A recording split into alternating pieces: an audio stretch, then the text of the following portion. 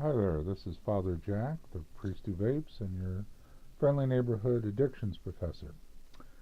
I have here something from the FDA, the Food and Drug Administration, called the Food Defect Levels Handbook, something you can download off the internet. It kind of tells you what kinds of stuff the FDA will allow in things that you eat. For example, ground cinnamon. You can have up to 400 insect fragments in ground cinnamon per 50 grams or 11 rodent hairs. Interesting. Cocoa beans. Well, I'm just reading some of the highlights of this. There's many, many pages. Cocoa beans, the stuff they make chocolate out of, you can have up to 10 milligrams per pound of mammalian excreta. Mammalian excreta. Now, they have a glossary here and they define everything except that, but I think it's safe to assume they're talking about rat feces. Yummy. Hops. Hops, main ingredient or a big ingredient in beer. You can have up to 2,500 aphids per 10 grams in your hops. Well, I guess that's what makes beer taste good. Mushrooms. You can have up to 20 maggots of any size per 100 grams of drained mushrooms.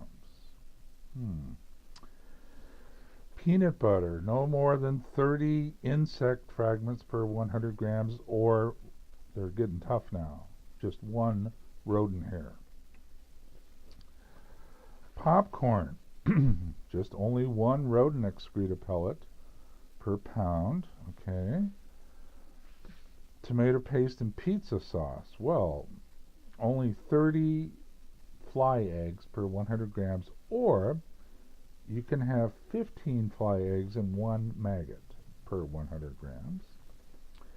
Wheat and wheat flour, no more than 32 or more insect damaged kernels of wheat per 100 grams, or 75 or more insect fragments, and again, being tough, just one rodent hair per 50 grams. Now, the way I figure it, wheat, tomato sauce, pizza sauce, mushrooms, gosh, the worst thing you could eat is mushroom pizza. And maybe we should start a campaign to ban mushroom pizza. Except, I kind of like mushroom pizza.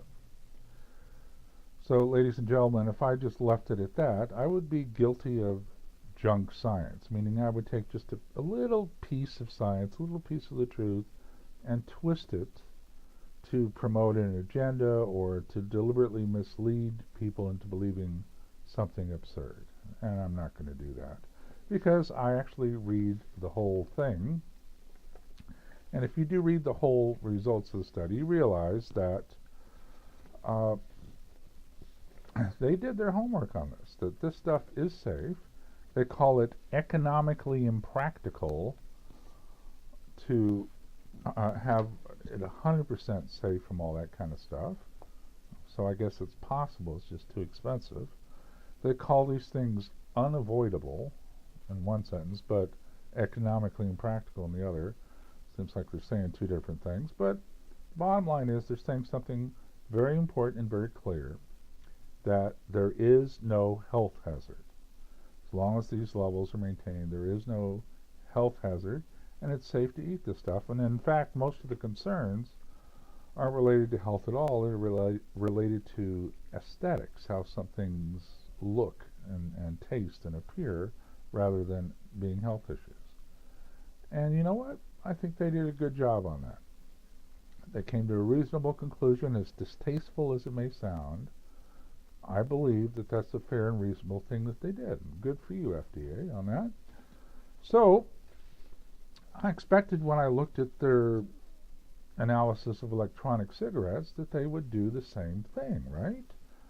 And I'm looking at it. I have that also right here, and I see, oh, they found diethylene glycol, an ingredient used in antifreeze, which is toxic to humans. They found that in some of the samples they did. They found nitrosamines, definitely cancer-causing things, in half the samples they tested. Um, all these things about nicotine levels being inconsistent.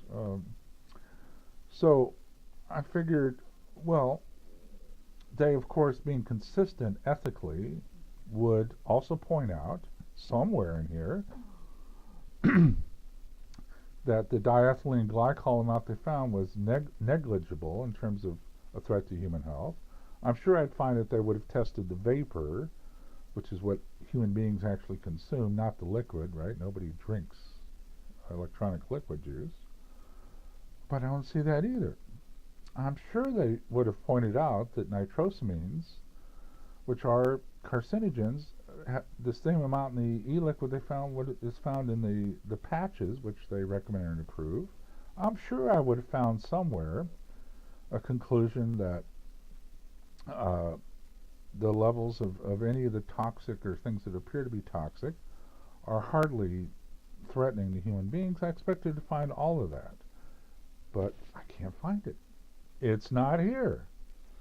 And in fact, what they did is they just left things the way I read them, and instead of being good scientists about that, they left this as pure propaganda, such that there are places and even countries that are using this nonsense to try and ban electronic cigarettes. Now, what they could have done, what they should have done, scientifically and ethically, is say, hey, look, we tested some of this stuff, small portions. We have some things that concern us. People that use this stuff ought to be aware that there's possible problems here, and we're going to work on some regulations to ensure quality and purity in the products. But I don't see that. Instead, I see a bunch of junk science, a bunch of propaganda that is just unconscionable. So, ladies and gentlemen, that's simply proof that the FDA is full of mammalian excreta. And remember, horses and bulls are mammals too. Thank you for watching. This is Father Jack, and as always, I must admonish you to do good, avoid evil, and enjoy your vape.